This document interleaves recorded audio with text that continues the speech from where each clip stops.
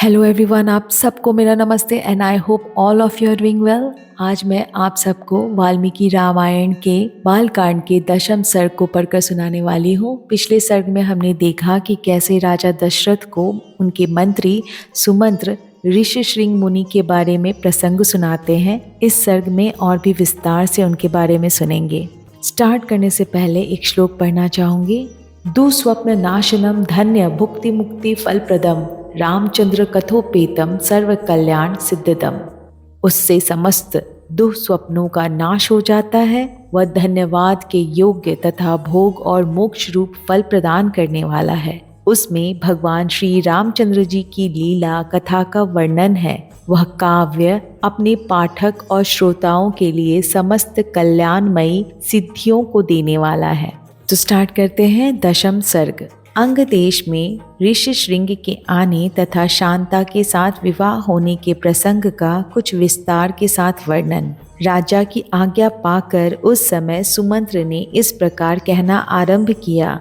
राजन, रोमपाद के मंत्रियों ने ऋषिशृंग को वहां जिस प्रकार और जिस उपाय से बुलाया था वह सब मैं बता रहा हूँ। आप मंत्रियों सहित मेरी बात सुनिए। उस समय अमात्यों सहित पुरोहित ने राजा रोमपाद से कहा, महाराज, हम लोगों ने एक उपाय सोचा है जिसे काम में लाने से किसी भी विघ्न बाधा के आने की संभावना नहीं है। ऋषिशृंग मुनि सदा वन में रहकर ही तपस्या और स्वाध्याय में लगे रहते हैं। वे स्त्रियों को पहचानते तक नहीं हैं और विषयों के सुख से भी सर्वथा अनभिज्ञ हैं। हम मनुष्यों के चित्त को मथ डालने वाले मनोवांछित विषयों का प्रलोभन देकर उन्हें अपने नगर में ले आएंगे। अतः इसके लिए शीघ्र प्रयत्न किया जाए।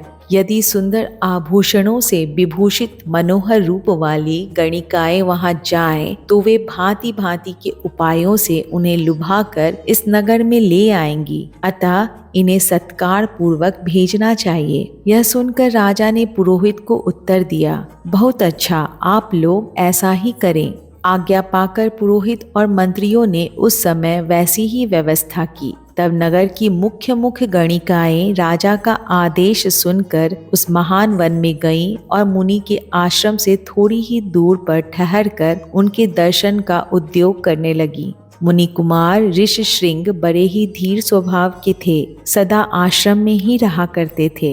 उन्हें सर्वदा अपने पिता के पास रहने में ही अधिक सुख मिलता था, अतः वे कभी आश्रम के बाहर नहीं निकलते थे। उन तपस्वी ऋषि कुमार ने जन्म से लेकर उस समय तक पहले कभी न तो कोई स्त्री देखी थी और न पिता के सिवा दूसरे किसी पुरुष का दर्शन किया था। नगर या राष्ट्र के गांवों में उत्पन्न हुए दूसरे प्राणियों को भी वह नहीं देख पाए थे। तदंतर एक दिन विभांडक कुमार ऋषिशृंग अकस्मात घूमते फिरते उस स्थान पर चले गए जहां वे गणिकाएं ठहरी हुई थी। वहां उन्होंने उन सुंदरी वनिताओं को देखा। उन प्रमदाओं का वेश बड़ा ही सुंदर और अद्भुत था। वे मीठे स्वर में गा रही थीं। ऋषि कुमार को आया देख सभी उनके पास चली आई और इस प्रकार पूछने लगी, ब्राह्मण, आप कौन हैं, क्या करते हैं तथा इस निर्जन वन में आश्रम से इतनी दूर आकर अकेले क्यों विचर रहे हैं? यह हमें बताइए, हम लोग इस बात को जानना चाहती हैं। ऋषिशृंग ने वन में कभी स्त्रियों का रूप नहीं देखा था और वे स्त्रियां तो अत्यंत कमनीय रूप से सुशोभित थीं। अतः उन्हें देखकर उनके मन में स्नेह उत्पन्न हो गया। इसलिए उन्होंने उनसे अपने पिता का परिचय देने का विचार किया। वे बोले, मेरे पिता का नाम विभांडक मुनि है, मैं उनका औरस पुत्र हूँ। मेरा ऋषिशृंग नाम और तपस्या आदि कर्म इस भूमंडल में प्रसिद्ध है। यहाँ पास ही मेरा आश्रम है। आप लोग देखने में परम सुंदर हैं, अथवा आपका दर्शन मेरे लिए शुभ कारक है। आप मेरे आश्रम पर चलें, वहां मैं आप सब लोगों की विधि पूर्वक पूजा करूंगा।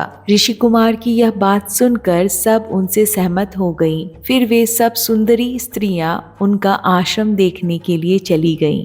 वहां जाने पर ऋषि कुमार ने यह अर्घ्य है, यह पाद्य है तथा यह भोजन के लिए फल मूल प्रस्तुत है, ऐसा कहते हुए उन सब का विधिवत पूजन किया। ऋषि की पूजा स्वीकार करके वे सभी वहां से चली जाने को उत्सुक हुई। उन्हें विभांडक मुनि का भय लग रहा था, इसलिए उन्होंने शीघ्र ही वहां से चले जाने का विचार किया। वे बोली, ब्राह्मण, हमारे पास भी ये उत्तम उत्तम फल हैं। विप्रवर, इन्हें ग्रहण कीजिए, आपका कल्याण हो। इन फलों को शीघ्र ही खा लीजिए, विलंब ना कीजिए।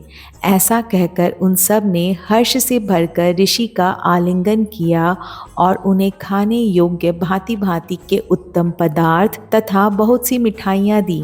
उनका रस स्वादन करके उन तेजस्वी ऋषि ने समझा कि ये भी फल हैं, क्योंकि उस दिन के पहले उन्होंने कभी वैसे पदार्थ नहीं खाए थे। भला सदा वन में रहने वाले के लिए वैसी वस्तुओं का स्वाद लेने का अवसर ही कहाँ है। तत्पश्चात उनके पिता विभांडक मुनि के डर से डरी हुई वे स्त्रियां व्रत और अनुष्ठान की बात बताकर उन ब्राह्मण कुमार से पूछकर उसी बहाने वहां से चली गईं। उन सब के चले जाने पर काश्यप कुमार ब्राह्मण ऋष्यशृंग मन ही मन व्याकुल हो उठे और बड़े दुख से इधर उधर टहलने लगे। तदंतर दूसरे दिन फिर मन से उन्हीं का बारंबार चिंतन करते हुए शक्तिशाली विभांडक कुमार श्रीमान ऋष्यशृंग उसी स्थान पर गए जहाँ पहले दिन उन्होंने वस्त्र और आभूषणों से सजी हुई उन मनोहर रूप वाली गणिकाओं को देखा था। ब्राह्मण ऋष्यशृंग को आते देख तुरंत ही उन गणिकाओं का हृदय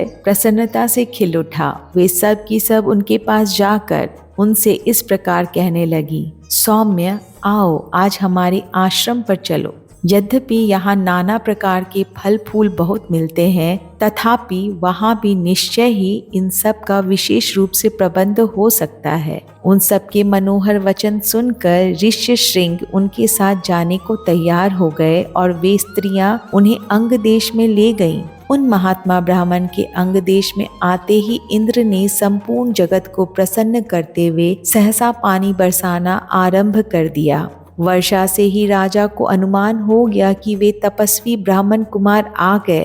फिर बड़ी विनय के साथ राजा ने उनकी अगवानी की और पृथ्वी पर मस्तक टेक कर उन्हें साष्टांग प्रणाम किया।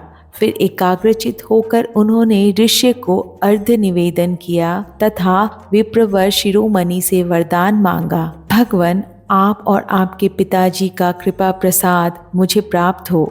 ऐसा उन्होंने इसलिए किया कि कहीं कपटपूर्वक यहाँ तक लाए जाने का रहस्य जान लेने पर विप्रवर ऋष्यशृंग अथवा विभांडक मुनि के मन में मेरे प्रति क्रोध न हो। तत्पश्चात ऋष्यशृंग को अंतःपुर में ले जाकर उन्होंने शांत चित्त से अपनी कन्या शांता का उनके साथ विधि पूर्वक विवाह कर दिया। ऐसा करके राजा को बड़ी प्रसन्नता हुई। इस प्रकार महातेजस्वी ऋष्यशृंग राजा से पूजित हो संपूर्ण मनोवांछित भोग प्राप्त कर अपनी धर्म पत्नी शांता के साथ वहां रहने लगे।